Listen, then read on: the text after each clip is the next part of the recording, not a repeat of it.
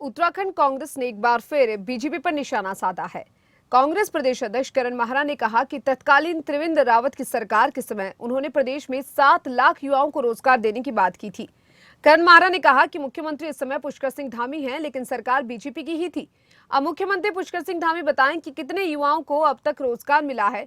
उन्होंने कहा कि सरकार ये बताए कि तत्कालीन एनडी तिवारी की सरकार के समय और बीजेपी की सरकारों में कितने उद्योग लगाए गए और कितने यहां से चले गए। कांग्रेस ने कहा कि ये तमाम बातें भाजपा की प्रदेश सरकार को जनता के सामने रखनी चाहिए ताकि सच जनता के सामने आ सके।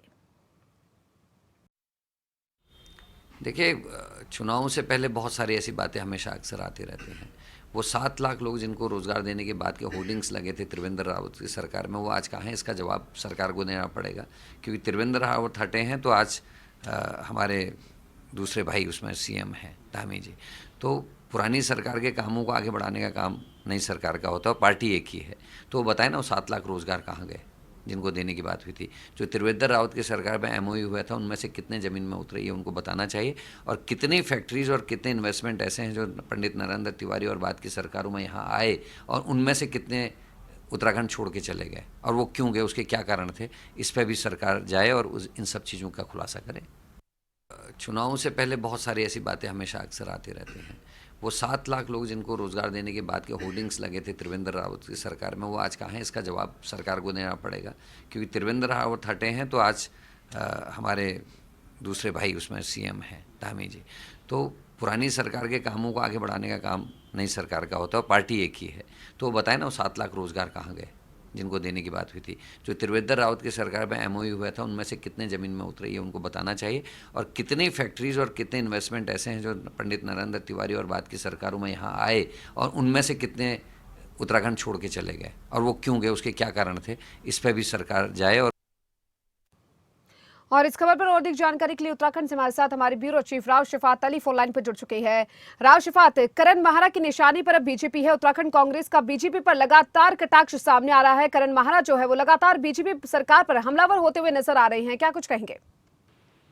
देखिए, विपक्ष सवाल उठा रहा है दीपिका, और इस बात को लेकर के कि जब पहले बीजेपी की सरकार राज्य में रही है, त्रिवेंद्र सरकार की बात करण माहरा कर रहे हैं, तत्कालीन सरकार थी, और उसके बाद फिर बीजेपी आई है। तो जो पहले वायदे किए गए थे, युवाओं के साथ 7 लाख रोजगार देंगे, उद्योगों को बढ़ावा देंगे, तो ये सवाल पूछा जा रहा है कि आखिर वो रोजगार है कहाँ।